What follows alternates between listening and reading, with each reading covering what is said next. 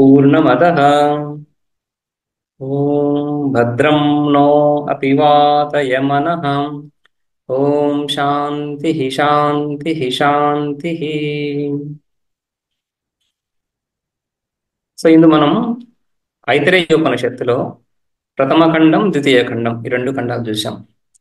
ప్రథమ ఖండంలో ఇక్కడ సమష్టి సృష్టి సమష్టి స్థలంలో సృష్టి చూస్తున్నాం. అందులో పరమాత్మ స్వరూపం ఆత్మస్వరూపం నుండియే ఈ సంపూర్ణ ప్రపంచం యొక్క ఆవిర్భావము, రైట్? లేదా ఆత్మస్వరూపమే పరమాత్మయే ఈ సంపూర్ణ సృష్టిగా ఆవిర్భవించాడు, ప్రకటమయ్యాడు. పరమాత్మ అందుకని ఆ విధంగా సగుణము పరమాత్మయే, నిర్గుణము పరమాత్మయే. ఆ నిర్గుణ స్వరూపమే సగుణంగా తెలుస్తా ఉంది. సగుణంగా ఆ సగుణంలోనే తెలియడము, తెలుసుకోవడము, తెలుసుకునేవాడు, తెలుసుకోవడం అనే విభాగం అంతా కూడా సగుణంలోనే. ఇదే సగుణం.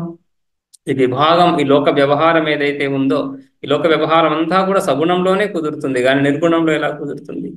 ఎత్ర సర్వం ఆత్మా ఏవ భూత్ అని నిర్గుణ స్వరూపాన్ని గురించి వ్యాఖ్యానిస్తున్నప్పుడు శృతి ఆ విధంగానే చెప్తా ఉంది. ఎత్ర సర్వం ఆత్మా ఏవ భూత్ తత్ర కేన కంపస్యేత్ అని.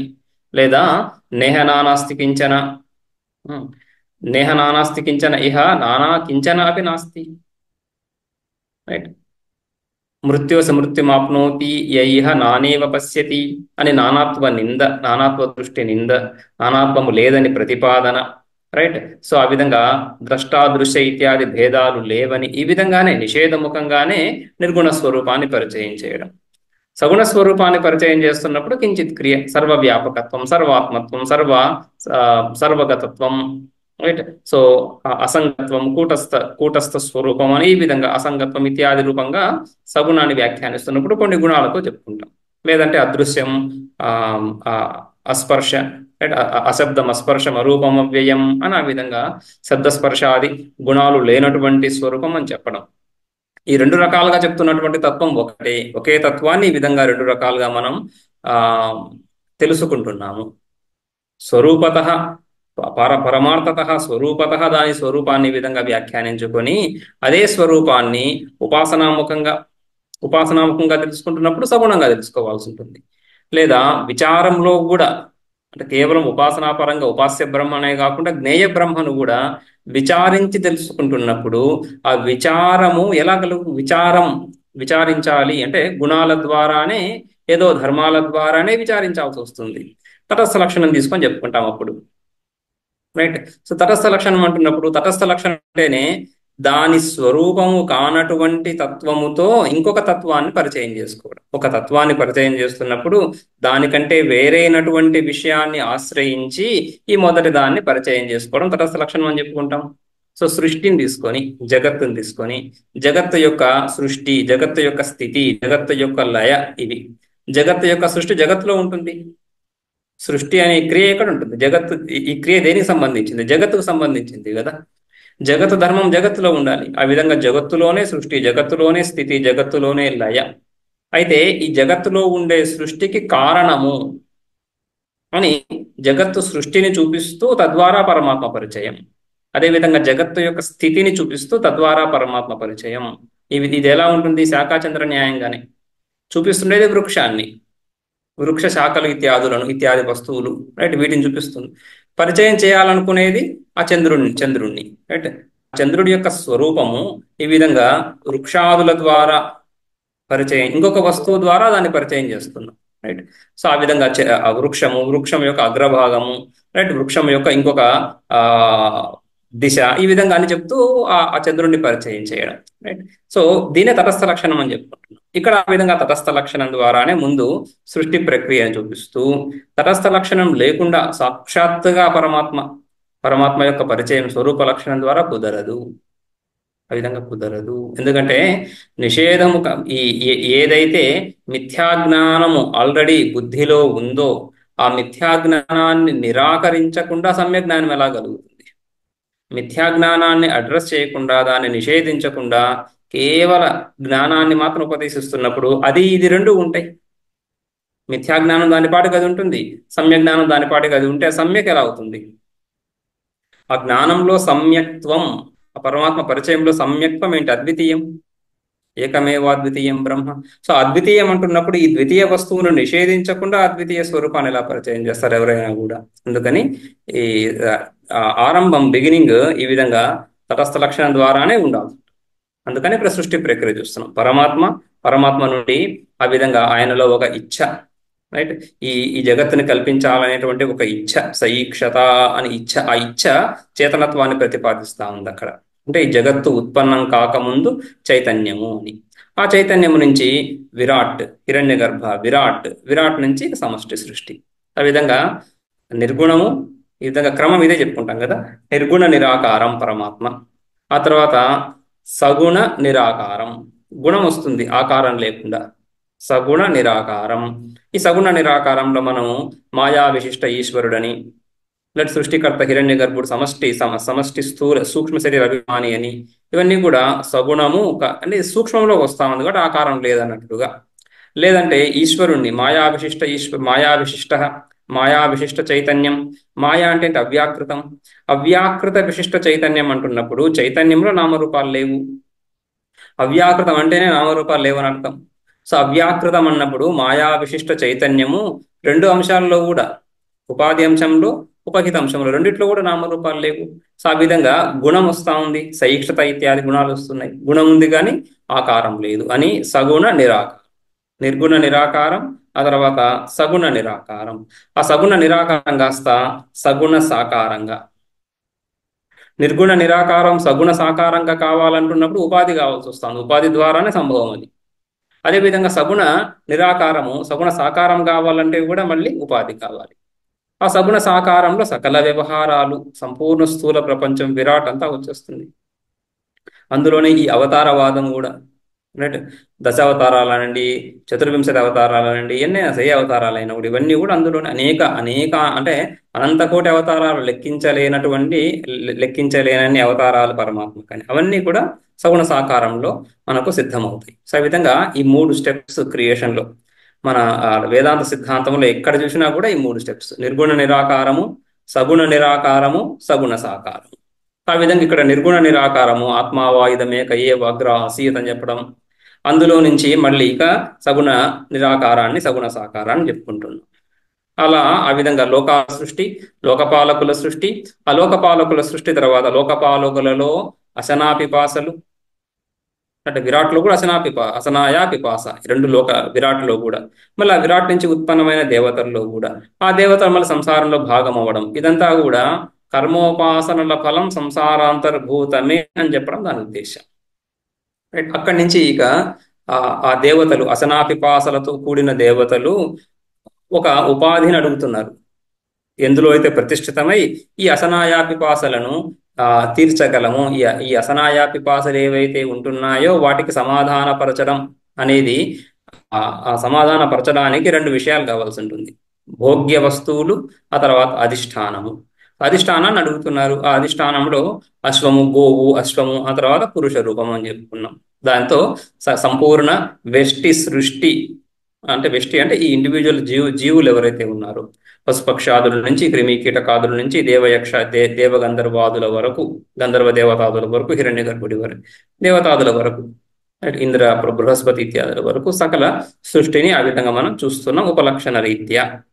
రైట్, గోవు, అశ్వము అని చెప్తున్నప్పుడు సకల ప్రాణులకు ఉపలక్షణమని మనుష్యుడు. సో ఆ విధంగా ఆ ఉపాధి సృష్టించిన తర్వాత గో అశ్వాది ఉపాధులతో తృప్తి పొందనటువంటి దేవతలు మనుష్యోపాధితో తృప్తి పొందుతున్నారు. ఎందుకని? ఈ మనుష్య స్వరూపము ఆ పరమాత్మ యొక్క ప్రతీక. అంటే పరమాత్మ యొక్క రూపంలోనే, ఆ పరమాత్మ యొక్క ఆకారంలోనే, పరమాత్మని ఏ విధంగా అయితే మనం సర్వత్రా పురుషాకారంలో ధ్యానిస్తున్నామో అదే ఆ పురుషాకారమే ఇక్కడ ఈ ఉపాధికి వచ్చింది. కాబట్టి ఇది శ్రేష్టమైనటువంటిది అని చెప్పుకుంటున్నాం. అంతేకాకుండా ఇందులో సకల కర్మలకు అవకాశం ఉంది.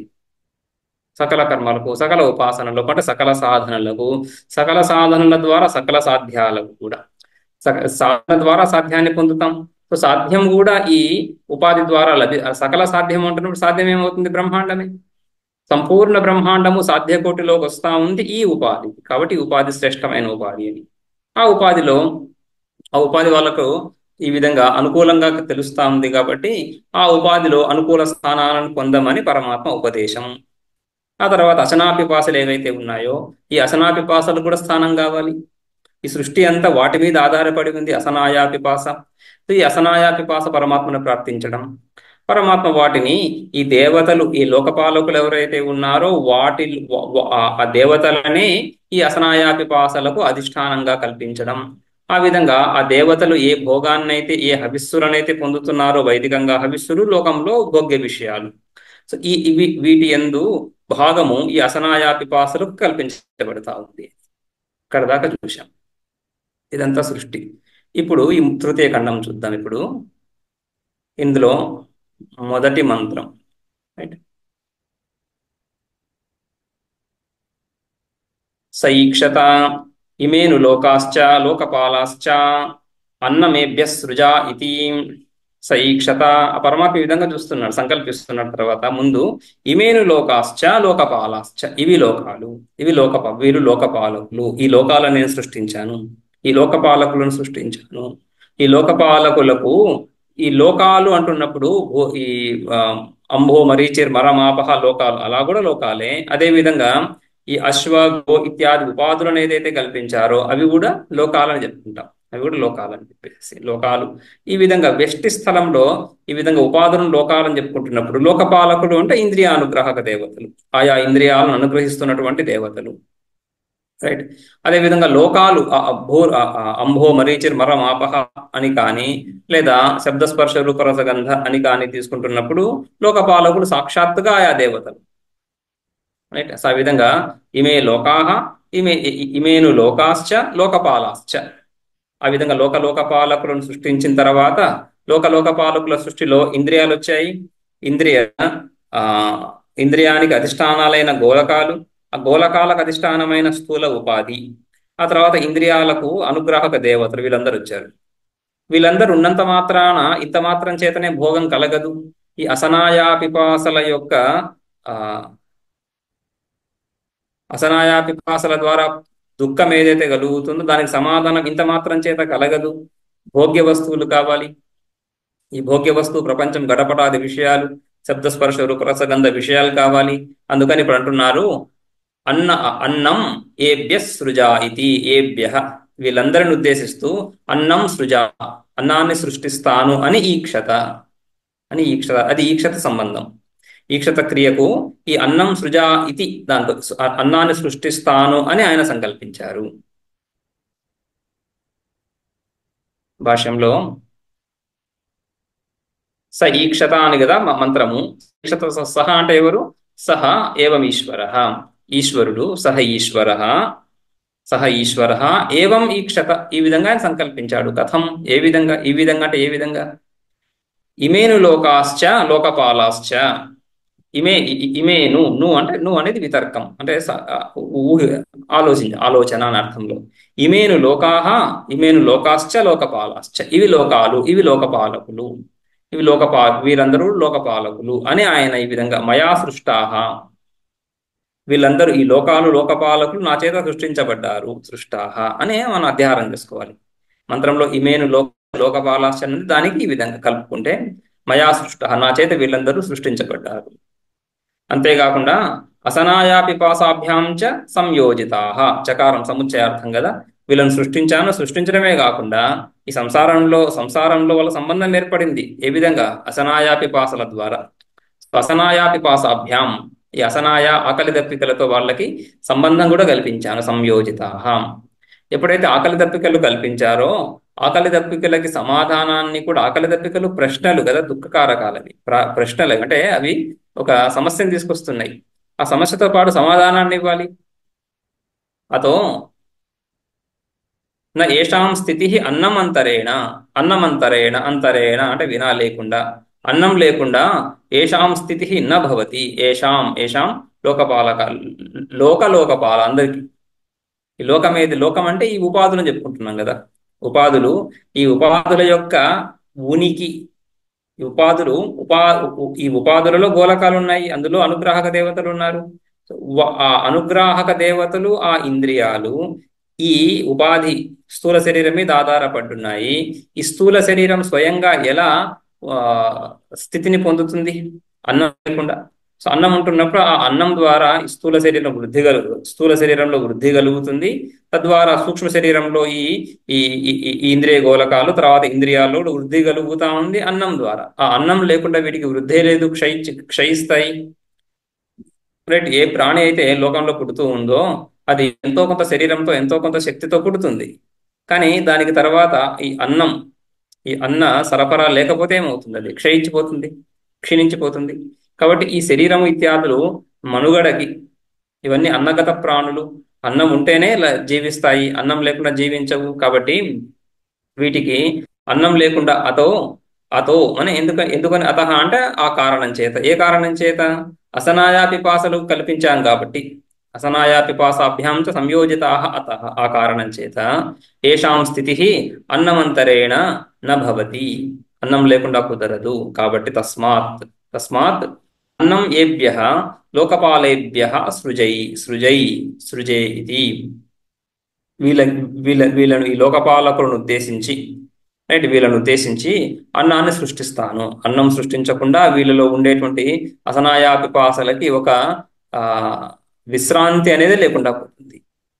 విక్షేపాన్ని కలిగిస్తే అసనాయా పిపాసలు విక్షేపాన్ని కలిగిస్తాయి.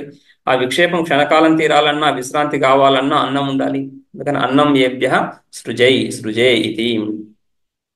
ఏవం హి లోకే ఈశ్వరాణం అనుగ్రహే నిగ్రహే చ స్వాతంత్ర్యం దృష్టం స్వేషు. ఈ విధంగా ఏవం హి, ఇదే విధంగా లోకంలో కూడా, లోకే అంటే మన సామాన్య అనుభవంలో కూడా, స్వేషు అనుగ్రహే నిగ్రహే చ స్వాతంత్ర్యం ఈశ్వరాణం హి దృష్టం హి నిశ్చయేన. చక్కగా మనకు లోకంలో కనిపిస్తుంటుంది.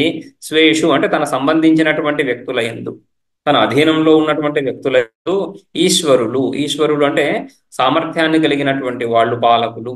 లోకంలో కూడా ఎవరైతే పనిచేస్తున్నారో ఆ యజమాని ఆ సేవకులను అనుగ్రహించడానికి కానీ, ఆ సేవకులను దండించడానికి కానీ రెండిటికి సమర్థమై ఉంటాడు.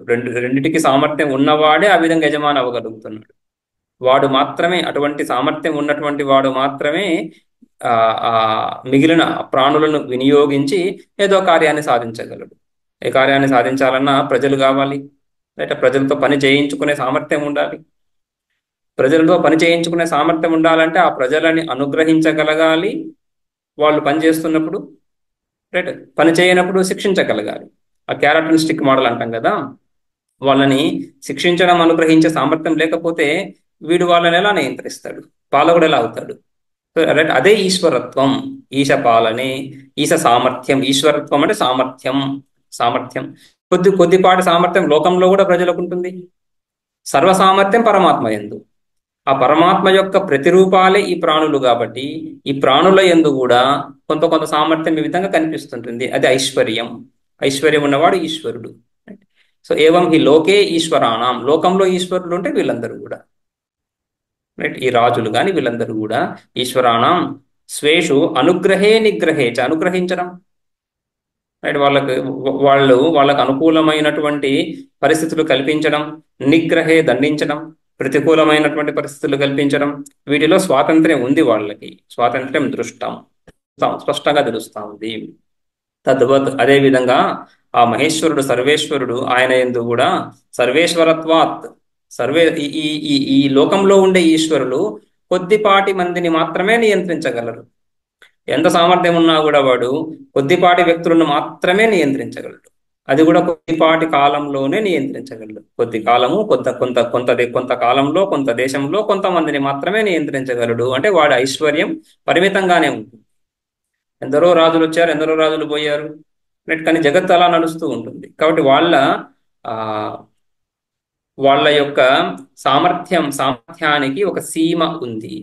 అయితే పరమేశ్వరుడు అలా కాకుండా సర్వేశ్వర, అన్ని కాలాల్లో, అన్ని దేశాల్లో అంతటా ఆయన యొక్క మహిమ నడుస్తూ ఉంది. కాబట్టి సర్వేశ్వరుడు అయి ఉండడం చేత సర్వేశ్వరత్వాత్ సర్వాన్ ప్రతి నిగ్రహే అనుగ్రహే చ స్వాతంత్ర్యం ఏవ.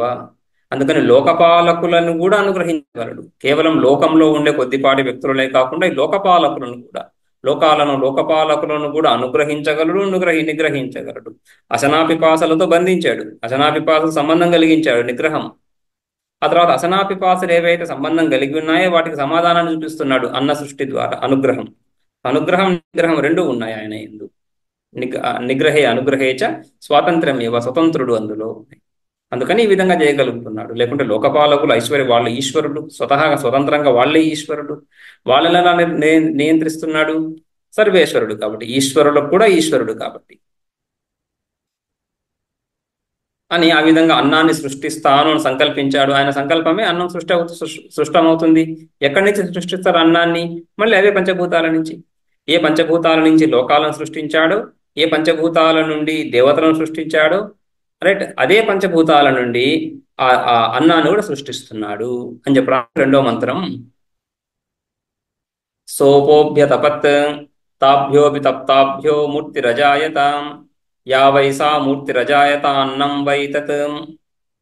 సహ ఆ పరమాత్మ ఆపో అభ్యతపత్, ఆపహ ఆ నీళ్లను ఆప అంటే నీళ్లు కదా, జలాలు. ఆ జలాలను గురించి అభ్యతపత్, అభి అభి అతపత్, అభి అంటే అభిముఖంగా, అభిముఖంగా అంటే తద్విషయకంగా, దాన్ని విషయంగా చేసుకుని. రైట్, మనం చింతన చేస్తున్నప్పుడు ఆ చింతనకి ఏదో ఒక విషయం ఉండాలి. విషయం లేకుండా ఎవరైనా చింతన చేయగలుగుతారు? చింతన అంటేనే వృత్తి, వృత్తి అంటేనే విషయం ఉండాలి. వృత్తి అంటేనే అంతఃకరణము తత్తద్ విషయాకారాన్ని పొందడం, తత్తద్ విషయాకారంగా పరిణామాన్ని పొందడమే వృత్తి అంటున్నాం. వృత్తి అంటేనే అందులో విషయం అంతర్భావమై ఉంది.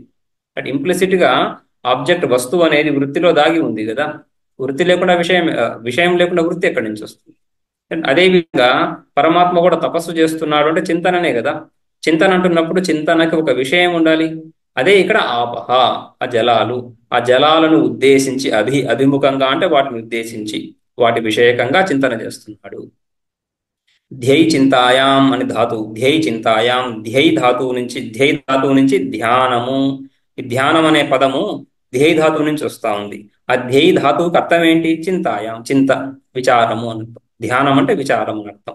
విచారం అంటున్నప్పుడు అడ్డగోలుగా ఏదో విచారం కాకుండా ఒక పద్ధతిగా ఒక విషయాన్ని క్రమబద్ధంగా విచారించడం.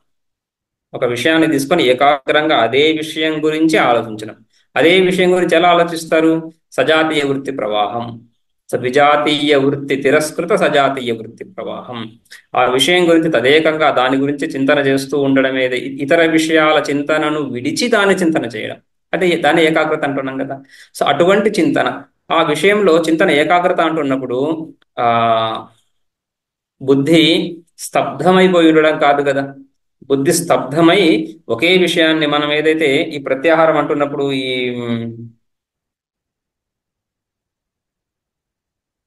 త్రాటకం అని చెప్తారు. త్రాటకం అంటే చక్షురింద్రియము ఏదో వస్తువుని తీసుకొని దాన్ని తదేకంగా చూడడం, దాన్ని ధ్యానం అనం కదా. యోగ సూత్రాల్లో కూడా ఈ అష్టాంగ యోగంలో దాన్ని ధ్యానం అని చెప్పుకోరు. అది ప్రత్యాహారంలోకి వస్తాం. ప్రత్యాహారము లేదా ధారణను చెప్పుకోవచ్చు, కానీ ధ్యానం కిందికి కదా. ధ్యానం అంటున్నప్పుడు వృత్తి ప్రవాహం ఉంది. విజాతీయ వృత్తి తిరస్కృత సజాతీయ వృత్తి ప్రవాహం, అది ధ్యానానికి లక్షణం. విజాతీయ వృత్తులు అంటే ఏ విషయం గురించి అయితే మనం ఆలోచిస్తున్నామో దానికి విపరీతమైనటువంటి విషయాలు, దానికంటే వేరైనటువంటి, విపరీతం అంటే వేరైనటువంటి విషయాలు. మనం అధ్యాత్మం గురించి మాట్లాడుతున్నాం, ఆత్మస్వరూపం గురించి మాట్లాడుతున్నాం. ఆత్మస్వరూపం కాకుండా మిగిలిన విషయాలన్నీ కూడా విజాతీయ విషయాలు అవుతాయి. దానికి అనుకూలం కానటువంటి విషయాలన్నీ విజాతీయ విషయాలు అవుతాయి. వాటిని విడిచి, అంటే ఈ ఈ విజాతీయ విషయాలు అంటున్నప్పుడు అప్పుడు ఈ విధంగా రాగద్వేష పూరిత విషయాలు, మనకు ఆసక్తికరమైనటువంటి రాగం ఏదైతే ఉందో దానికి సంబంధించినటువంటి విషయాలు, దేనిలందు ద్వేషం ఉందో ద్వేషానికి సంబంధించినటువంటి విషయాలు, కామక్రోధాలకు సంబంధించినటువంటి విషయాలు, ఇవన్నీ కూడా విజాతీయ విషయాలు అవుతాయి. ఆత్మకు సంబంధించినంత వరకు విజాతీయ విషయాలు అవుతున్నాయి. వాటన్నిటినీ విడిచి ఆత్మ సంబంధి చింతన, ఆత్మ విషయక చింతన, దాన్ని ధ్యానం అంటున్నాం. ఆ విధంగా ధ్యేయ చింతాయాం, చింతన విచారించడమే ధ్యానం అవుతాం. అయితే ఆ విచారించడంలో అటు ఇటు వెళ్లకుండా మనస్సు, ఈ విషయం కొంతసేపు ఇంకొక విషయం, ఇంకొక విషయం కాకుండా ఒకే విషయం మీద విచారించడం, దీర్ఘకాలం విచారించడం, దాన్ని ధ్యానం అంటున్నాం. సతు దీర్ఘకాల నైరంతర్య సత్కారాసేవితో దృఢభూమి, అది అభ్యాసం. రైట్, ఆ విధంగా అభ్యాసాన్ని ధ్యానం అంటున్నాం. రైట్, అందుకని అభి అంటే ఆ విషయం తీసుకొని, ఆ విషయాన్ని పరిగణించి. ఇక్కడ విషయం ఏంటి? ఆపహ. ఆపహ అంటే ఏంటి? ఆపహ అంటే నీళ్లు, జలాలని కాకుండా పంచభూతాలను ఉపలక్షణంగా తీసుకుంటున్నాం. సృష్టిలో ప్రాయ జలాలే కనిపిస్తాయి కాబట్టి రైట్. ఈ యజ్ఞంలో కూడా, యాగంలో కూడా జలాలకే ఆధిక్యత. జలం అంటే ద్రవ ద్రవ్యం. ఈ పాలు, పెరుగు, నెయ్యి, వీటితో యాగాలు చేస్తున్నారు. సో ఇవన్నీ కూడా ద్రవ ద్రవ్యాలు. సో ఆ విధంగా జలాలకు ఆధిక్యత యజ్ఞంలో కూడా ఉండడం చేత యజ్ఞాన్ని సాధనగా మనం తీసుకుంటాం. ప్రతి సాధ్యానికి యజ్ఞాన్ని సాధనగా తీసుకుంటున్నాం. అందులో జలాల ఆధిక్యత ఉంది కాబట్టి కారణంలో మిగిలిన అంశాలన్నీ ఉన్నా కూడా, పృథివీ, తేజ, వాయు, ఆకాశాలు ఉన్నా కూడా జలం అధికం అనే భావనతో ఆపహ అని చెప్పుకుంటున్నాం ఇక్కడ. సో ఆపహ అంటే పంచభూతాలు. ఆ పంచభూతాల విషయకంగా మళ్ళీ ధ్యానం చేస్తున్నాడు, చింతన చేస్తున్నాడు. చింతన చేయడం ఏముంది ఇక్కడ? చింతన చేయడం అంటే దాన్ని తీసుకొని ఎలా ఎలా సృష్టించాలి, ఎలా సృష్టించాలి అనే ఆయన ఒక ప్రణాళిక వేస్తున్నాడు అని కాకుండా, ఆ సర్వజ్ఞుడు ఆయన పరమాత్మ. సర్వజ్ఞుడు కూడా ఆయన కొత్తగా ఆలోచించి కొత్తగా చేసేది అనేది అన్ని విషయాలు తెలిసిన వాడు కదా. కాబట్టి పూర్వకల్పములో ఈ పంచభూతాల నుంచి ఏ విధంగా సృష్టి జరిగిందో అది స్మరణకు రావడం. అది ఆయనలో ఉంది, అజ్ఞానం ఉంది. ఆ జ్ఞానం అభివ్యక్తం అవ్వడం, అది ధ్యానం ఇక్కడ. తస్య జ్ఞానమయం తపహ అని చెప్పుకుంటాం కదా తైత్రీయంలో. ఆయన ఆయన తపస్సు జ్ఞానమయం, జ్ఞానమే తపస్సు. సో పరమాత్మ ఆ విధంగా ఈ పంచభూతాలను ధ్యానం చేస్తున్నాడు మళ్ళీ. సో అపో అభ్యతపత్ తాభ్యో అభితప్తాభ్య. ఆ విధంగా తపస్సు చేయబడ్డటువంటి, ఆ విధంగా తపస్సుకు విషయాలైనటువంటి దేని గురించి అయితే తపస్సు చేశాడో ఆ పంచభూతాల నుంచి మూర్తి రజాయత, లేదా ఆపహ. ఆపహ అంటున్నప్పుడు జలాల్లో ఒక రూపం ఉండదు. జలాలు ఒక ఫిజికల్ గా ఒక పట్టుకునే విధంగా లేవు కదా అవి. కాబట్టి దానికి మూర్తి లేదు అంటున్నాం. మూర్తి అంటే వాటిని నిలబెట్టలేము విధంగా. ఒక ఐస్ ముక్కలతో అయితే ఏదో ఒక ఆకారాన్ని చేయొచ్చు, కానీ జలంతో ఏం ఆకారం చేస్తాం? దాన్ని ఎలా నిలబెట్టలేం కదా. సో ఆ విధంగానే పంచభూతాలు కూడా సూక్ష్మంగా అవ్యాకృతంగా ఉన్నాయి. అందుకని ఆప శబ్దం, అక్కడ ఆప శబ్దం. పృథివీ ఇత్యాది చెప్పకుండా ఆపహ శబ్దం అంటున్నప్పుడు రూపం లేదు కదా అని చెప్పడం. అటువంటి వాటి నుంచి ఒక మూర్తి, ఒక ఆకృతి ఏర్పడుతా ఉంది. ఏంటి ఆకృతి? అన్నం. కఠిన భాగమని జలాలు మృదు మృదు మృదు రూపాలు, అన్నం కఠినమని. కఠినం అంటున్నప్పుడు రూపం ఉందని అర్థం, అంతే. రూపం ఉంది. రూపం లేని ఆ పంచభూతాల నుంచి, అంటే రూపం లేని ఆ తన్మాత్రల నుంచి ఒక రూపం ఉత్పన్నం అవుతా ఉంది. ఏ విధంగా ఉత్పన్నం కావాలో, ముందు ఎలా అయిందో అలాగే. అది తపస్సు. ముందు కల్పంలో ఎలా జరిగిందో అలాగే ఇక్కడ కూడా జరగాలి. కాబట్టి ఆ స్ఫురణ రావడం, అది తపస్సు. ఆ విధంగా మూర్తి రజాయత, పంచభూతాల నుంచి ఒక మూర్తి వచ్చింది. యా వయసా మూర్తి రజాయత అన్నం వై తత్. ఏదైతే మూర్తి, యా మూర్తి రజాయత, ఏ మూర్తి అయితే ఇక్కడ ప్రకటమైందో, అజాయత. అజాయత అంటే సత్కార్యవాదం కదా. లేనిది ఉత్పన్నం అవ్వడాన్ని మనం స్వీకరించాం. లేని మూర్తి వచ్చిందని చెప్పుకోము. అభివ్యక్తమైంది. ఏ మూర్తి అయితే కారణంలో దాగి ఉందో అదే ఇక్కడ అభివ్యక్తమైంది. యా వయసా మూర్తి రజాయత అన్నం వై తత్. మరి యా మూర్తి రజాయత సా ఏవ అన్నం వై ఇండీడ్. వై అంటే నిశ్చయంగా అదే అన్నము. అన్నం వై అదే అన్నం అయ్యింది. ఆ విధంగా ఆయన పరమాత్మ సంకల్పించాడు. సంకల్పం జ్ఞానాత్మకం. ఆ జ్ఞానం నుంచి ఈ విధంగా అన్నం ఉత్పన్నమైంది. భాష్యంలో స ఆపో అభ్యతపత్ అని కదా. స అంటే స ఈశ్వర. ఆ ఈశ్వరుడు, ఆ పరమాత్మ, ఏ పరమాత్మ అయితే ఈ విధంగా లోకాలను సృష్టించాడో, లోకపాలకులను సృష్టించాడో ఆ పరమాత్మయే. సృష్టికర్త ఒకటే. ఆ పరమాత్మయే ఈ విధంగా అన్నం శుశ్రూక్షు. ఆ ఈశ్వరుడు ఎవరు? అన్నం శుశ్రూక్షు. శుశ్రూక్షు అంటే స్రష్టుం ఇచ్ఛా శుశ్రూక్ష. సృష్టించాలనేటువంటి కోరికను శుశ్రూక్ష అంటున్నాం. సృజ ధాతువుకి ఈ విధంగా సన్ ప్రత్యయం ఏర్పడి ఇచ్ఛార్థంలో ఆ శుశ్రూక్ష అంటే ఇచ్ఛ, సృష్టించాలనేటువంటి ఇచ్ఛ. సృష్టించాలనేటువంటి ఇచ్ఛ కలిగినటువంటి వాడిని శుశ్రూక్షు అని చెప్పుకుంటాం. ఊ ప్రత్యయం వచ్చి ఊ కలిసి శుశ్రూక్ష కాస్త శుశ్రూక్షు అయిపోతుంది. శుశ్రూక్షు ఏం సృష్టించాలనుకుంటున్నాడు? అన్నాన్ని. అన్నం శుశ్రూక్షు, అన్నాన్ని సృష్టించాలనుకుంటున్నటువంటి ఆ పరమాత్మ స ఈశ్వర అన్నం శుశ్రూక్షు. ఆయన ఏం చేశాడు? ఆపహ అభ్యతపత్ అని కదా. ఆ జలాలను ఉద్దేశించి తపస్సు చేశాడు. ఎటువంటి జలాలు? తాహ ఏవ పూర్వోక్త ఆపహ. ఆ జలాలే. ఆ జలాలంటే వేటి నుంచి అయితే లోకపాలకులను సృష్టించాడో ఆ జలాలు, ఆ కారణాలు. కారణ జలం అని చెప్పుకుంటాం. జలాలు అంటే కారణ జలాలు.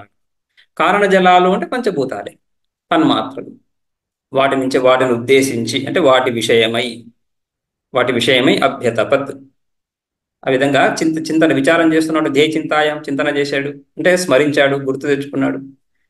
తాభ్య అభితప్తాభ్య, ఆ జలాల నుంచి, తాభ్య అభితప్తాభ్య, ఆ విధంగా తపస్సు చేయబడినటువంటి ఆ పంచభూతాల నుండి, ఉపాదానభూతభ్య, ఉపాదానభూతాభ్య, ఇవన్నీ ఉపాదాన కారణాలు. పూర్ణ జగత్తుకి, ఈ జగత్తులో ఏదేదైతే కనిపిస్తా ఉందో, ఏ ఏ నామరూపాలు అయితే తెలుస్తున్నాయో, వీటన్నిటికి కూడా ఉపాదాన కారణమా పంచభూతాలు. ఆ విధమైనటువంటి ఉపాదాన భూతాభ్య, ఆ పంచభూతాల నుంచి ఆపహ అద్భ్య, ఆ జలాల నుండి మూర్తి అజాయత, మూర్తిరజాయత. మూర్తి అంటే ఘనరూపం. ఘనరూపం అంటే ఒక ఆకారం కలిగినటువంటి, ఆకారం లేని వాటి నుంచి ఆకారం వస్తా ఉంది. సంపూర్ణ సృష్టి నామరూపాత్మకమనే చెప్పుకుంటాం కదా. నామరూపాలే ఘనం. ఇక్కడ ఈ వస్తువు భారంగా ఉంది అనేది ఒక నామం కాదా, ఒక రూపం కాదా, నామరూపాలేవి. ఈ వస్తువు చాలా పొట్టిగా కురచగా ఉంది, పొడుగ్గా ఉంది అంటున్నప్పుడు నామరూపాలే అవి. రైట్. సో ఆ విధంగా నామరూపాలే ఘనం. నామరూపాలు లేకపోవడం విభాగం చేయలేకపోవడం. నామరూపాలు లేకపోతే విభాగం చేయలేం. అదే అవ్యాకృతం. సో అవ్యాకృతం నుంచి వ్యాకృతం వస్తుంది. ఘనరూపం, ఘనరూపం అంటే ధారణ సమర్థం. ధారణ దాన్ని పట్టుకోగలగడం అంటే ఇంద్రియాలతో పట్టుకోవాలి కదా. దేంతో పట్టుకుంటాం? ఇంద్రియాలతో. ఇంద్రియాలతో పట్టుకోవడం అంటే ఇంద్రియాలతో వ్యవహరించడానికి యోగ్యమైనటువంటి రూపం. అందుకనే ఈ రెండు పదాలు సూక్ష్మము, స్థూలము, వీటిని ఇంద్రియా దృష్ట్యానే లక్షణం చెప్పుకుంటాం వాటికి. స్థూలం అంటే బహిరింద్రియ గ్రాహ్యత్వం, స్థూలత్వం.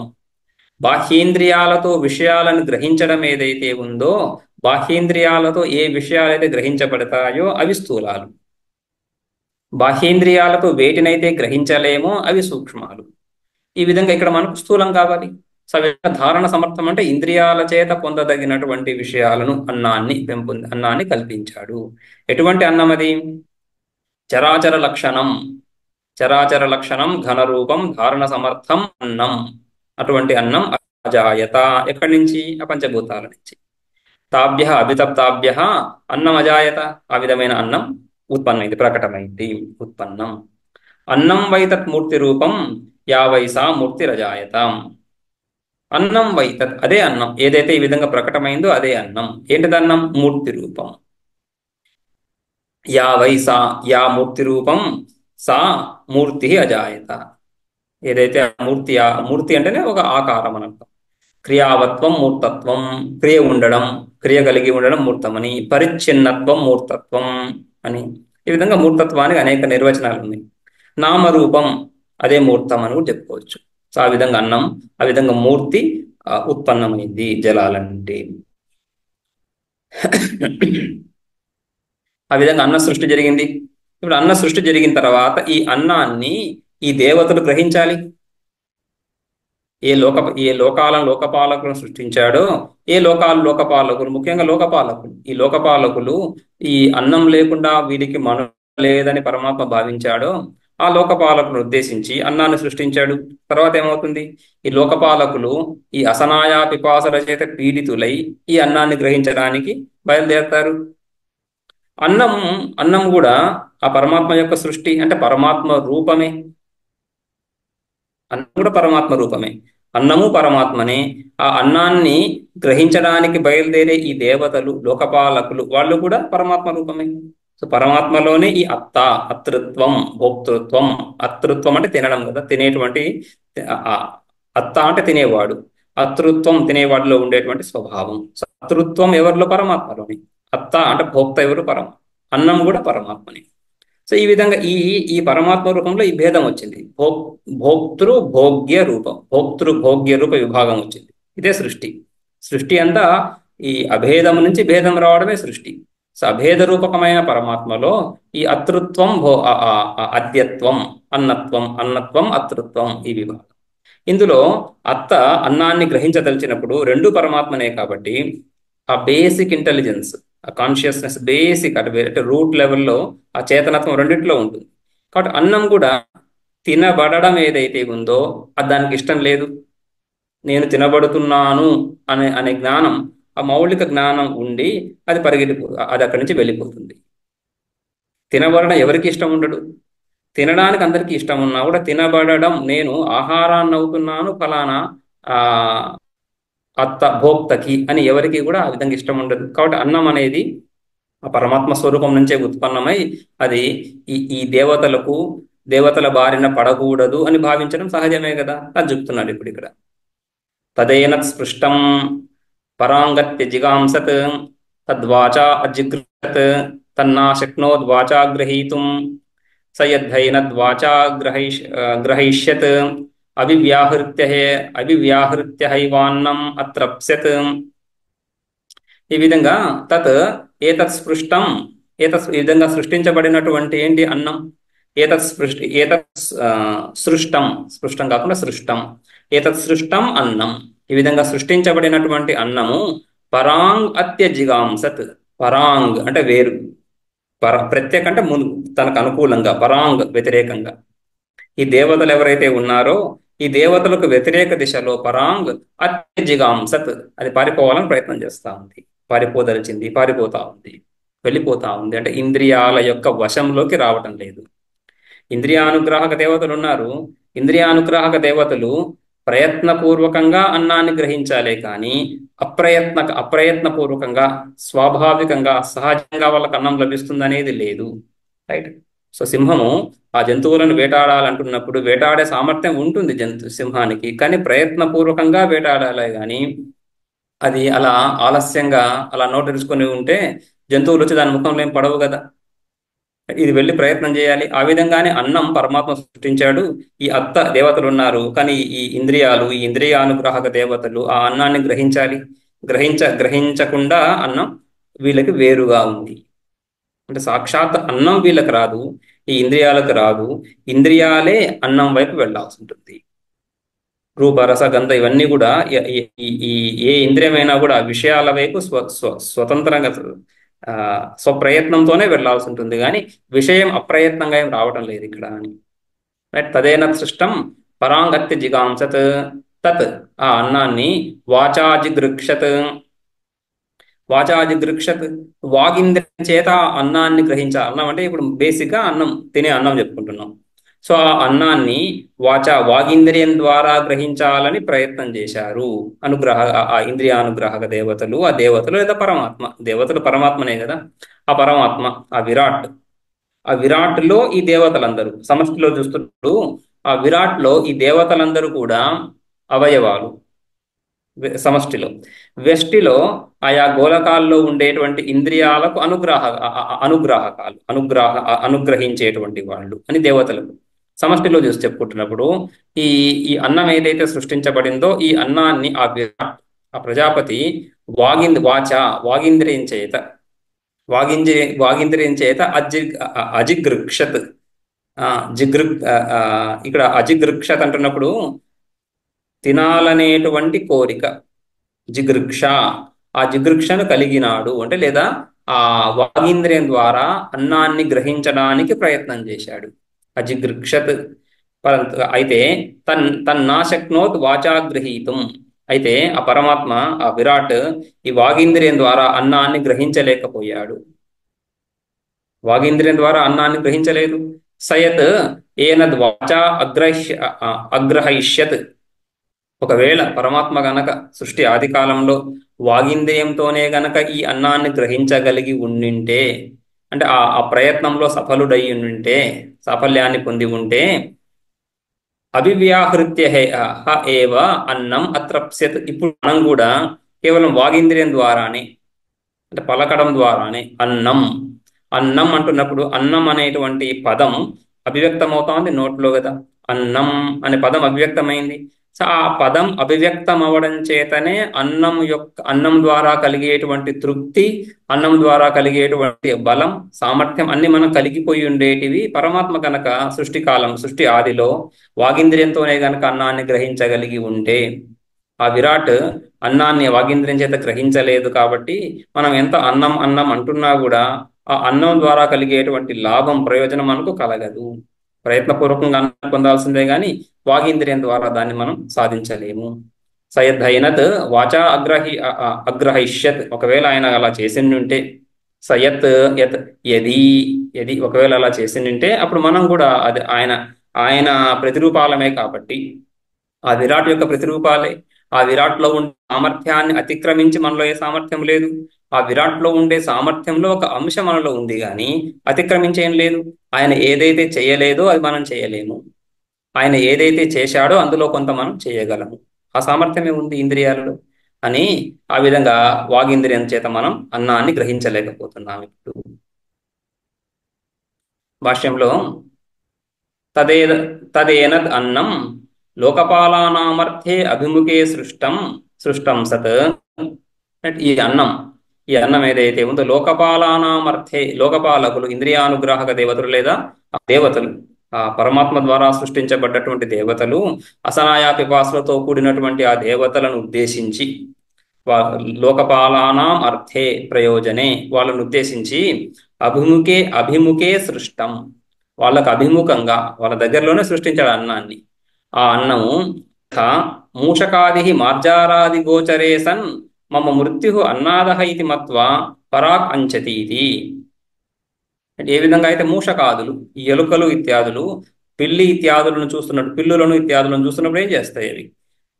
మమ మృత్యుహసన్ అన్నాదహ, ఈ అన్నాదహ, ఈ భోక్త, ఈ పిల్లి ఏదైతే ఉందో ఇది నన్ను చంపేస్తుంది, ఇది నాకు మృత్యుదేవత రూపం అని భావించి ఏం చేస్తుంది? ఇది మత్వా పరాక్ అంచతి, పరాక్ దానికంటే అది ఉన్న దిశ కంటే వేరే దిశలో అంచతి. అంచు ధాతువు కూడా గతి పూజనయోహో అని. గతి అంటే గమనం, గత్యర్థకం పూజార్థంలో కూడా వస్తుంది, ఇక్కడ గత్యర్థకం గమనం. ఆ కంచతి దానికంటే వేరు వేరు దిశలో పరిగెత్తిపోతుంది. ఇది అదే విధంగా ఇక్కడ అన్నం కూడా ఇది పరాంసద్ అత్రూన్ అతీత్య అజిగాంసత్.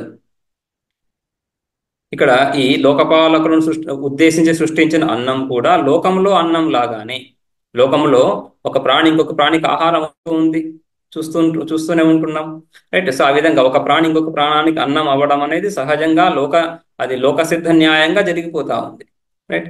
కానీ ఏ ప్రాణి అయితే అన్నం అవుతుందో అది ఆ భోక్తను చూసి పారిపోతూ ఉంటుంది, వెళ్ళిపోతూ విరుద్ధంగా దానికి వ్యతిరేక దిశలో వెళ్ళిపోతుంటుంది. అదే విధంగా ఇక్కడ కూడా ఈ అన్నం కూడా అత్రూన్ అతీత్య అజిగాంసత్, అత్రూన్ ఆ భోక్తలను అతిక్రమించి వాళ్ళ నుంచి వేరుగా, అజిగాంసత్ అతిగంతుం ఐచ్ఛత్ వాళ్ళకంటే దూరంగా వెళ్ళాలని కోరుతూ పలాయితం ప్రారభత ఇది, పలాయితం అక్కడి నుంచి పరిగెత్తిపోతుంది, వెళ్ళిపోతుంది అని ప్రారభత ఇది. ఆ సందర్భంలో ఇది అర్థ అని దాని అర్థం. అప్పుడు ఆ అన్నాన్ని అన్నాభిప్రాయం మత్వా, అన్నం ఈ విధంగా వెళ్ళిపోతా ఉంది కదా, దాన్ని పట్టుకోవాలి. సో ఈ జంతువు వేటాడబడే జంతువు వెళ్ళిపోతున్నంత మాత్రాన, పరిగెడుతున్నంత మాత్రాన వేటాడే జంతువు దాన్ని విడవదు. ఇది దీని సామర్థ్యాన్ని అనుసరించి ఇది దాన్ని వెంటబడుతుంటుంది. ఆ విధంగా ఇక్కడ భోక్త కూడా అన్నం యొక్క అభిప్రాయాన్ని తెలుసుకొని అన్నాభిప్రాయం మత్వా అంటే జ్ఞాత్వా తెలుసుకొని సహ లోకపాలకులందరూ అవయవాలుగా కలిగినటువంటి ఆ పరమాత్మ ఆ విరాటే సృష్టించాడు ఆ అన్నాన్ని. మళ్ళీ ఆ విరాటే అన్నాన్ని గ్రహించగోరుతున్నప్పుడు ఆ అన్నం అక్కడి నుంచి వెళ్ళిపోవాలనుకుంటా ఉంది, అది విరాటే, రైట్. సో అన్నం యొక్క అభిప్రాయాన్ని తెలుసుకుంటున్నాడు ఈ లోకపాల సంఘాత అంటే లోకపాలకులందరి యొక్క సమూహము, లోకపాలకులే అవయవాలుగా కలిగినటువంటి అవయవీ రూప పరమాత్మ విరాట్. స లోకపాల సంఘాత కార్యకరణ లక్షణ పిండ, కార్యకరణ లక్షణం, కార్యకరణం అంటున్నప్పుడు కార్యము అంటే స్థూల శరీరం అని, కరణము అంటే సూక్ష్మ శరీరం అని. ఈ స్థూల సూక్ష్మ శరీరాలే లక్షణము అంటే స్వరూపముగా కలిగినటువంటి ఆ విరాట్లో ఏముంది? విరాట్ అంటే ఎవరు? ఈ సంపూర్ణ బ్రహ్మాండము స్థూల శరీరంగా, ఈ దేవతలందరూ సూక్ష్మ శరీరంగా కలిగినటువంటి వాడు. ఈ సంపూర్ణ బ్రహ్మాండానికి, ఈ సకల దేవతలకు ఒక సంబంధం. ఏ విధంగా సంబంధం? అహం, నేను అనే భావన. ఈ సంపూర్ణ దేవతల యందు నేను అనే భావన, ఈ దేవతలకు ఆశ్రయంగా ఈ బ్రహ్మాండము శరీరము, దాని యందు కూడా నేను అనే భావన. ఆ భావన కలిగినటువంటి ఆ విరాట్ కార్యకరణ లక్షణ పిండ ప్రథమజత్వాత్ అన్యాంచ అన్నాదాన్ అపశ్యన్. ప్రథమజ మొట్టమొదటి సృష్టి, ఆ విరాట్ ప్రథమ శరీరి, హిరణ్య గర్భుణ్ణి స్వయంభూ అని చెప్పుకున్న ప్రథమజ, ఆయన ప్రథమజ, కానీ స్వయంభూ సూక్ష్మ శరీరం మాత్రమే, స్థూలం లేదని. స్థూల శరీరం ఎప్పుడైతే ఏర్పడుతుందో అదే హిరణ్య గర్భుణ్ణి విరాట్ అనే పేరుతో చెప్పుకుంటాం. విరాట్ ఆయనని ప్రథమ శరీరి, బ్రహ్మాండ శరీరి, త్రైలోక్య శరీరి అని. సో ఆ విధంగా ఆ ప్రథమజ మొట్టమొదటిగా పుట్టాడు కాబట్టి ఆయనకి ఉదాహరణ లేదు ఈ అన్నాన్ని ఎలా గ్రహించాలి అని చూడడానికి. మనం సామాన్యంగా ఎక్కడైనా కొత్త కొత్త స్థలానికి వెళ్ళినప్పుడు ఇతర వ్యక్తులను చూసి వాళ్ళు ఎలా మసలుకుంటున్నారో ఆ విధంగానే మసలుకోవడానికి ప్రయత్నం చేస్తాం. సహజంగా స్వాభావికంగా అలానే జరుగుతుంది. రైట్, ప్రాణులందరూ కూడా ఎంతో కొంత తెలివి ఉన్న వాళ్ళే కాబట్టి ఆ విధంగానే చేస్తూ ఉంటారు. రైట్. సో ఆ విధంగా చేయడానికి ఈ విరాట్కి ఇంకొక ఉదాహరణే లేదు. ప్రథమజ ఆయన, మొట్టమొదటి ఆయనే ఉత్పన్నమయ్యాడు. ఆయననే ఆ మిగిలిన వాళ్ళందరికీ మార్గదర్శకుడు అవుతున్నాడు. ఆయనకు మార్గదర్శనాన్ని చేసేటువంటి వాడు ఇంకొకటి లేనే లేడు అక్కడ. కాబట్టి ప్రథమజత్వాత్ అన్యాంచ అన్నాదాన్ అపశ్యన్, ఇంకొకటి ఎవడో అన్నాన్ని ఎలా గ్రహిస్తున్నాడో చూద్దాం అని చూడడానికి లేదు అవకాశం అక్కడ. సో అన్యాంచ అన్నాదాన్ అపశ్యన్ తద్ అన్నం వాచా వదన వ్యాపారేణ అజిగృక్షత్ గ్రహీతుం ఐచ్ఛత్. ఆ విధంగా తన స్వతంత్రంగా ఈ విధంగా కల్పన చేస్తున్నాడు. సరే, ఈ అన్నాన్ని నేను వాగింద్రియం చేత పట్టుకుంటాను అని. అన్నం వాచ అంటే వదన వ్యాపారేణ, శబ్దం ద్వారా ఏ అన్నం, అన్నం అని ఉచ్చరించడం. అన్నం అంటే పదం వస్తా ఉంది. ఆ పదము అన్నం అనే ఏ పదం తీసుకున్నా కూడా, ఘటం, అన్నం, ఏ పదం తీసుకున్నా కూడా పదంలో మనం 3 అంశాలు చెప్పుకుంటాం. అక్షర సమూహం, అక్షర జ్ఞానం ఉంది, అదే అక్షర సమూహమే పద జ్ఞానం ఉంది. ఆ తర్వాత పదార్థ జ్ఞానం పదార్థం కూడా ఉంది అక్కడ. ఆ పదార్థాన్ని కూడా అదే పదంతో చెప్తాం. పదం చేత ఆ శబ్దము ధ్వని, ఆ పదం తెలుస్తుంది. అంతేకాకుండా పదార్థం, ఆ విషయం కూడా తెలుస్తుంది. వీటి జ్ఞానం కూడా బుద్ధిలో ఉదయిస్తుంది. అన్నం అనే జ్ఞానం బుద్ధిలో 3 అంశాలు ఉన్నాయి. అన్నం అనే జ్ఞానం, అన్నం అనే పదార్థం, అన్నం అనే శబ్దం. మూడింటిని కూడా అన్నం అనే పదంతోనే సూచిస్తాం. రైట్. ఆ విధంగా పదార్థం వస్తా ఉంది అక్కడ, కానీ ఆ పదార్థాన్ని నువ్వు భౌతికంగా గ్రహించలేవు పదం చేత. అది సూక్ష్మంగా బుద్ధిలో పదార్థం అనే భావనను కల్పిస్తుంది, కానీ ఆ భౌతిక పదార్థం లభించదు వాగింద్రియానికి. రైట్. కంప్లీట్గా అది అన్రిలేటెడ్ ఏం కాదు. వాగింద్రియం అన్నానికి సంపూర్ణంగా అసంబద్ధమేం కాదు, కానీ దాంట్లో సామర్థ్యం, ఆ పదార్థాన్ని భౌతికంగా గ్రహించే సామర్థ్యం లేదు. కాబట్టి ఆయన గ్రహీతం ఐచ్ఛత్, కానీ దాన్ని పొందలేడు. తద్ అన్నం న అశక్నోత్ న సమర్థ అభవత్ వాచా వదన క్రియయా గ్రహీతుం. తద్ తద్ తన్నాశక్నోద్గ్రహీతుం అంటున్నప్పుడు తదంటే అన్నం, ఆ అన్నము ఆ వాగింద్రియం చేత గ్రహించడానికి సమర్థం అవ్వలేదు. వాగింద్రియం ద్వారా గ్రహించబడలేదు. గ్రహీతుం ఉపాదాతుం, పొందబడలేదు. సహ ప్రథమజ శరీరి, ప్రథమ శరీరి అని, మొట్టమొదటి శరీరం కలిగినటువంటి వాడు. అంటే ఈ శరీరధారులకెల్లా కూడా మొట్టమొదటి వాడు ఆ విరాట్. ఆయనకే ముందు శరీరం అంటేనే శరీరంతో అభిమానం అనే అర్థం. ఈ శరీరంతో అభిమానం మనకుందో ఆ శరీరమే మనదేని కదా. అదేవిధంగా విరాట్కి కూడా సంపూర్ణ బ్రహ్మాండంలో అభిమానం ఉంది. స ప్రథమజ శరీరి యత్ అంటే యది యదిహ ఏనత్ వాచా అగ్రహయిష్యత్ గ్రహీతవాన్ స్యాదన్నం. ఏనత్ ఈ అన్నాన్ని ఒకవేళ వాగింద్రియం ద్వారా గ్రహించగలిగి ఉండింటే, సర్వహపి లోక తత్కార్యభూతత్వాత్. సర్వహపి లోక అంటే లోక్యంతే ఇది లోక, ఈ ప్రజలందరూ, ప్రాణులందరూ కూడా, సకల ప్రాణికోటి కూడా తత్కార్యభూతత్వాత్, ఆ విరాట్ యొక్క కార్యాలమే మనం. ఆ విరాట్ యొక్క ప్రతిరూపాలం మనం. ఆ విరాట్ యొక్క అంశలై ఉండి సకల ప్రాణులు కూడా ఈ విధంగానే అవివ్యాహృత్య ఏవ అన్నం అత్రప్స్యత్ తృప్త అభవిష్యత్. అభివ్యాహరత్ అభివ్యాహృత్య ఏవ, అభిపూర్వక అభి ఉపసర్గ, వి ఉపసర్గ, హ్రీ ధాతు.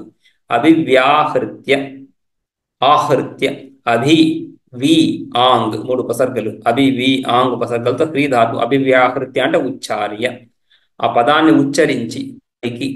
రైట్. సో ఉచ్చారణ మాత్రం చేతనే అన్నాన్ని తృప్తిని పొందగలిగిండేవాళ్ళు. అన్నం ద్వారా కలిగే తృప్తిని కేవలం మనమందరం కూడా ఉచ్చారణ మాత్రం చేతనే పొందగలిగిండే వాళ్ళం. ఒకవేళ ఆ విరాట్ ప్రథమ శరీరి అతను గనక ఆ విధంగా పొంది ఉండింటే, సమర్థుడు అంటే ఆ విధంగా సాధించగలిగి ఉండింటే వాగింద్రియం చేత, మనలో కూడా సామర్థ్యం అభివ్యక్తమై ఉండేది. అప్పుడు ఆయన చేయలేదు కాబట్టే మన వాగింద్రియంలో కూడా ఆ విధంగా అన్నాన్ని గ్రహించే సామర్థ్యం లేదు. కారణం బట్టే కార్యం ఉంటుంది. కారణంలో ఉండే సామర్థ్యాలే కార్యంలో ఉంటాయి. కారణంలో లేని సామర్థ్యాలు ఎక్కడి నుంచి వస్తాయి? నచ ఏతదస్తి, కానీ అలా జరగలేదు.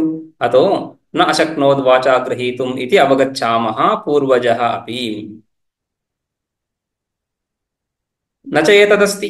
మనలో ఈ సామర్థ్యం లేదు. వాగీంద్రియం చేత మనం అన్నాన్ని గ్రహించలేకపోతున్నాం, స్పష్టంగా తెలుస్తుంది. రైట్. సో అందుకని మన పూర్వజులు మన పూర్వజులు ప్రథమజ విరాట్ నుండి ఇప్పటి వరకు ఎవ్వరు కూడా వాగీంద్రియం చేత అన్నాన్ని గ్రహించలేదని తెలుస్తా ఉంది. మనలో సామర్థ్యం లేదు కాబట్టి ఈ బేసిక్ సామర్థ్యం, బేసిక్ కెపాసిటీ ఇంద్రియాల్లో ఏదైతే ఉందో ఆ బేసిక్ కెపాసిటీలోనే కొంత ఆ న్యూనాధిక్యాలు కనిపిస్తుంటాయి. కొందరు చూపు కొంతవరకు ఉంటుంది, కొందరు చూపు తీక్షణంగా ఉంటుంది, కొందరు చూపు చాలా మందంగా ఉంటాం. రైట్. కానీ చూడడము, రూపాన్ని గ్రహించడం అనేటువంటి మౌలిక సామర్థ్యం ఏదైతే ఉందో దాన్ని అతిక్రమించలేదు చక్షురింద్రియం. ఆ మౌలిక సామర్థ్యంలో ఉచ్చావచాలు ఉంటాయి, హెచ్చు తగ్గులు ఉంటున్నాయి. కొందరికి ఎక్కువ సామర్థ్యం, తక్కువ సామర్థ్యం. కానీ మౌలిక సామర్థ్యం ఎక్కడి నుంచి వస్తా ఉంది? ప్రథమజ. ఆ విరాట్లో ఏ సామర్థ్యం ఉందో అదే ఇక్కడ అభివ్యక్తం అవ్వాలి. ఇది అవగచ్చామః పూర్వజ అపి. మన ముందు వాళ్ళలో కూడా ఈ సామర్థ్యం లేదని తెలుస్తా ఉంది. ముందు వాళ్ళలో అంటే ప్రథమజ, ఆ విరాట్లని. పూర్వే జాత ఇది పూర్వజ. పూర్వే జాత అంటే మన జస్ట్ మన తండ్రులు తాతలు అలా కాకుండా పూర్వజ అంటే ముందు విరాట్ అని అర్థం. ఆ విరాట్లో కూడా సామర్థ్యం లేదని ఈ విధంగా మనం అనుమానం ద్వారా తెలుసుకుంటున్నాం. శృతి ప్రమాణం ఎలాగో ఉంది అని ఈ మూడో మంత్రం అయిన తర్వాత ఇక ఈ 4, 5, 6, 7 ఇవన్నీ కూడా వివిధ ఇంద్రియాలతో ఆ పరమాత్మ విరాట్ ఆ అన్నాన్ని గ్రహించడానికి ప్రయత్నం చేయడము, విఫలమవ్వడం. అన్ని ఇంద్రియాలతో కూడా విఫలమైన తర్వాత చివరికి ఏ ఇంద్రియంతో అయితే అన్నాన్ని గ్రహించాలో దానితో గ్రహించడం చివరిలో చూపిస్తారు. అది ప్రక్రియ. సో మిగిలిన మంత్రాలు చూద్దాం. తత్ ప్రాణేనాజిగృక్షత్ తన్నా శక్నోత్ ప్రాణేన గ్రహీతుం సయద్ధైన ప్రాణేనాగ్రహిష్యత్ అభిప్రాణ్యహైవ అన్నం అత్రప్స్యత్. అదేవిధంగా ప్రాణేన అంటే ప్రాణ శబ్దం చేత ఘ్రాణేంద్రియాన్ని చెప్పుకుంటాం. ఇక్కడంతా ఇంద్రియాల జరుగుతూ ఉంది కాబట్టి ప్రాణశబ్దం చేత ప్రాణవాయువులు, ప్రాణాపాన వ్యాన ఉదాన సమానాలు తీసుకోకుండా ఇది ప్రకరణ ప్రమాణం అని ఈ ప్రకరణంలో ఇంద్రియాల చర్చ జరుగుతూ ఉంది కదా. ఆ ఇంద్రియాల చర్చ మధ్యలో ప్రాణశబ్దం వచ్చింది కాబట్టి ప్రాణశబ్దానికి ఇంద్రియ అర్థం తీసుకోవాలి, అంతేగాని ప్రాణాపాన అర్థం తీసుకోరాదు. ఇంద్రియ అర్థం తీసుకోవాలంటే ఏ ఇంద్రియం తీసుకోవాల్సి ఉంటుంది? ఘ్రాణేంద్రియంలో వాసన చూడడానికి ఘ్రాణేంద్రియం చేత అధికంగా స్పష్టంగా ప్రాణం యొక్క ప్రమేయము, ఆ ఊపిరి తీసుకుంటున్నప్పుడు ఏదైనా ఆ పుష్పాన్నో లేకుంటే ఏదైనా వస్తువుని ముక్కు దగ్గర తీసుకొచ్చి ఊపిరి పీలుస్తున్నప్పుడు గంధం తెలుస్తా ఉంది. కాబట్టి ప్రాణశక్తి యొక్క సాక్షాత్ ప్రయోగము ఘ్రాణేంద్రియంలో అభివ్యక్తం అవుతుంది కాబట్టి ప్రాణశబ్దం చేత ఘ్రాణేంద్రియాన్ని గ్రహిస్తారు కదా. అందుకని ఆ విధంగా తత్ ప్రాణేన అంటే ఘ్రాణేంద్రియేణ అజిగృక్షత్ ఆ అన్నాన్ని గ్రహించాలని కోరుకున్నాడు, ప్రయత్నం చేశాడు. నా శక్నోత్ ప్రాణేన గ్రహీతుం ఘ్రాణేంద్రియం చేత గ్రహించలేకపోయాడు. ఒకవేళ ఆయన సయది ఏనత్ ఈ అన్నాన్ని ప్రాణేన అగ్రహిష్యత్ గ్రహించి ఉంటే గనక అభిప్రాణ్య ఏవ అన్నం అత్రప్స్యత్. అభిప్రాణ్య అంటే ఆఘ్రాణించి మాత్రమే ఈ అన్నాన్ని మనం కూడా పొందగలిగిండే వాళ్ళము. కానీ అలా చేయలేము, ఇప్పుడు చేయలేకపోతున్నాము.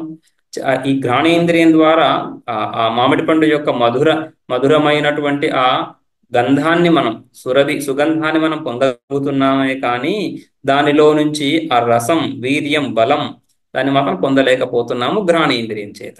కాబట్టి ఘ్రాణేంద్రియం చేత మనం ఇప్పుడు ఆ వస్తువులను అంటే అన్నాన్ని గ్రహించలేకపోవడం, ఇప్పుడు గంధం కాదు అన్నం, సామాన్యంగా తినే అన్నాన్ని గ్రహించలేకపోవడం చేత ఘ్రాణేంద్రియం ద్వారా ప్రథమజ విరాట్ కూడా గ్రహించలేడని మనకు తెలుస్తా ఉంది. శృతి ప్రమాణం ఎలాగూ ఉంది, అనుమానం ద్వారా కూడా అని.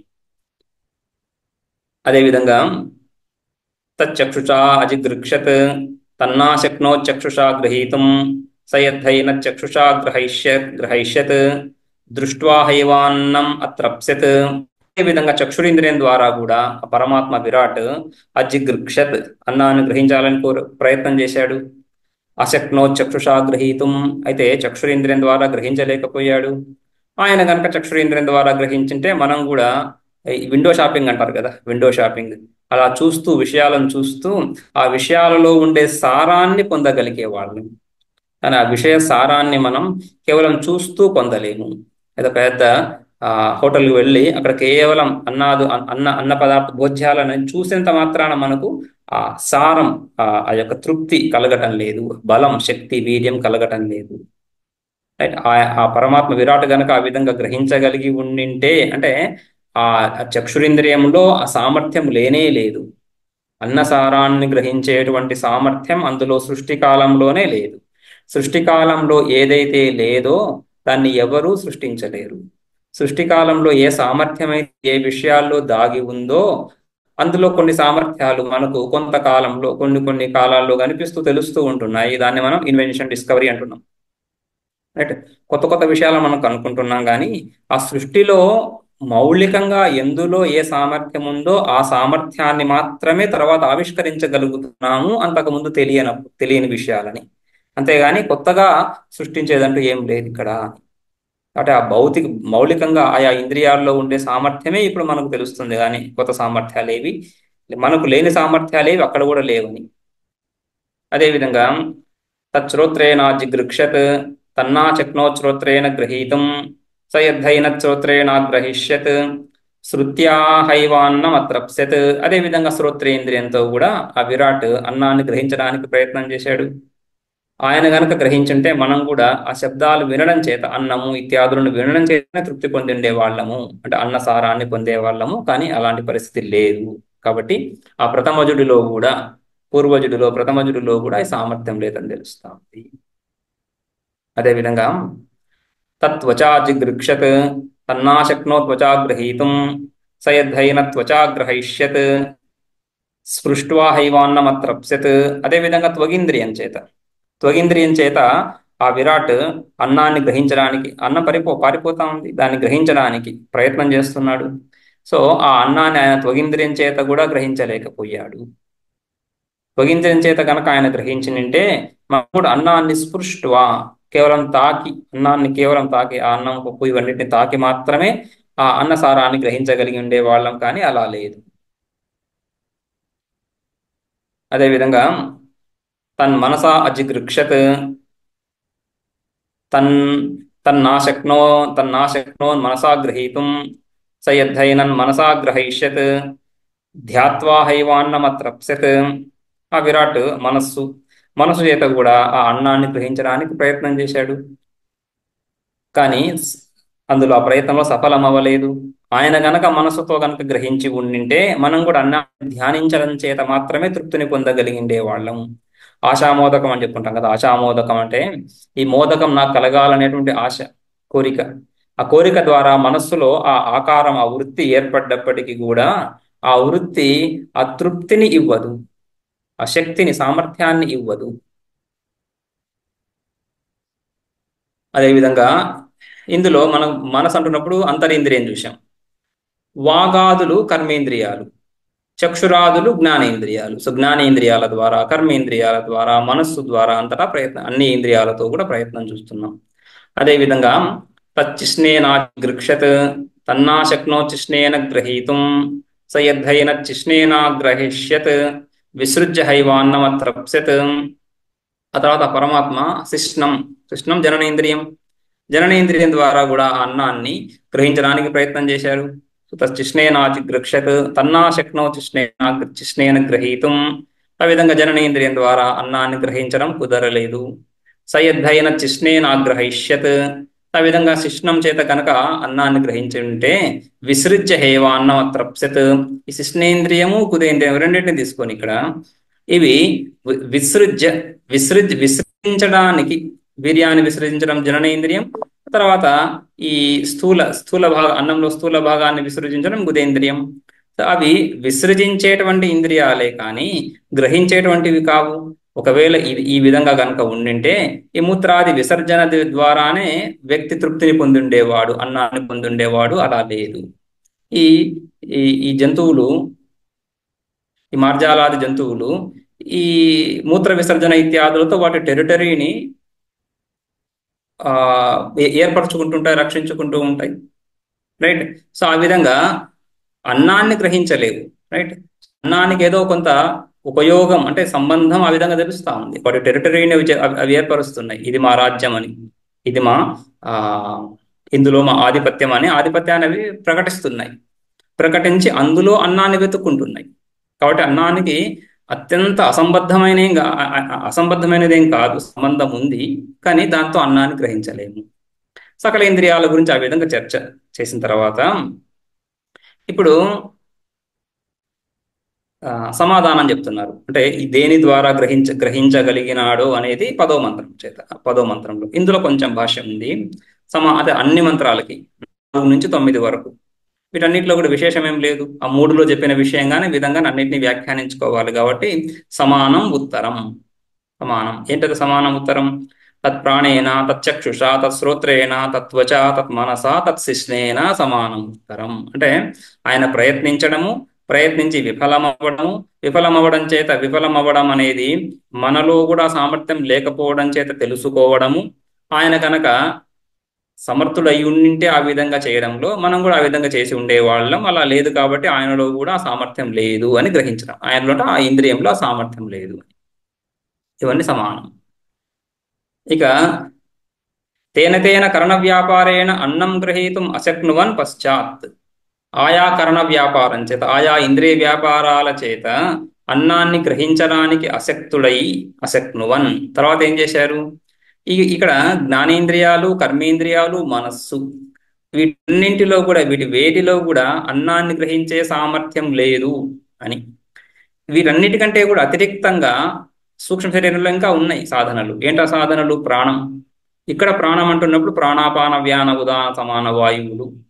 ఈ ప్రాణాపాన వ్యాన ఉదాన సమాన వాయువులు ఏవైతే ఉన్నాయో ఇవి స్పందన అంటే క్రియ, సకల క్రియలకు మూలభూతం. ఏ ఇంద్రియంలో ఏ క్రియ జరగని, జ్ఞానేంద్రియంలో ఈ చక్షురాది ఇంద్రియాలను ఫోకస్ చేయడం ఏదైతే ఉందో, రైట్, చెవులను, ఇంద్రియాలను, వీటన్నిటిని ఆయా దిశలలో ఆయా విషయాలకు అభిముఖంగా చేయడంలో ఏ క్రియ ఏదైతే ఉందో, బేసిక్ క్రియ ఏదైతే ఉందో అవన్నీ కూడా ప్రాణం ద్వారా. అటువంటి ప్రాణం ద్వారా, ఆ ప్రాణంలో కూడా అపాన వాయువు ద్వారా ఈ అన్నాన్ని గ్రహిస్తారు అని. అపాన వాయువు అంటే సక్షణ ఏదైతే చెప్పుకుంటామో అదే అపాన వాయువు, రైట్. అధోముఖ గతి కలిగినటువంటి వాయువుని అపానమని, ఊర్ధ్వముఖ గతి కలిగినటువంటి వాయువుని ప్రాణమని, కంఠంలో ఉంటూ అంటే ఈ నాభి నుంచి కంఠం వైపు పయనించే వాయువుని ప్రాణమని, కంఠం నుంచి నాభి అధోభాగం వైపు పయనించే వాయువుని అపానమని. ఉదానం కూడా ఊర్ధ్వ దిశగా పయనిస్తుంది, కానీ అది జీవుణ్ణి మృత్యుకాలంలో ఈ నాడుల ద్వారా ఈ శరీరాన్ని దాటించి వేరే శరీరాల వైపు తీసుకెళ్లేది ఉదాన వాయువు, ఊర్ధ్వ గమనం. అందులో ఈ ఎక్కిళ్ళు ఏదైతే అంటున్నామో, అదేవిధంగా త్రేల్పులు ఏదైతే అంటున్నామో, ఈ వమనం, వాంతులు ఏదైతే అంటున్నామో, ఇవన్నీ ఊర్ధ్వ దిశగా పయనించే క్రియలు. వాటికి ఉదాన వాయువు, వాటి కారకం ఉదాన వాయువు అని, రైట్. ప్రాణం వేరు. ప్రాణం అనేది ఊర్ధ్వ దిశగా వెళ్తా ఉంది కానీ ముఖ నాసికల ద్వారా. ఆ విధంగా ఈ వాయువులు ఏవైతే ఉన్నాయో అందులో అపాన వాయువు ద్వారా అన్నాన్ని గ్రహించాడు. కాబట్టి మనం కూడా అదే విధంగా అపాన వాయువు ద్వారానే, అధోముఖంగా వెళ్లే వాయువు యొక్క సహాయంతోనే అన్నాన్ని గ్రహిస్తాము సకల ప్రాణులు అని. ఆ 10వ మంత్రం రేపు చూద్దాం. ఓం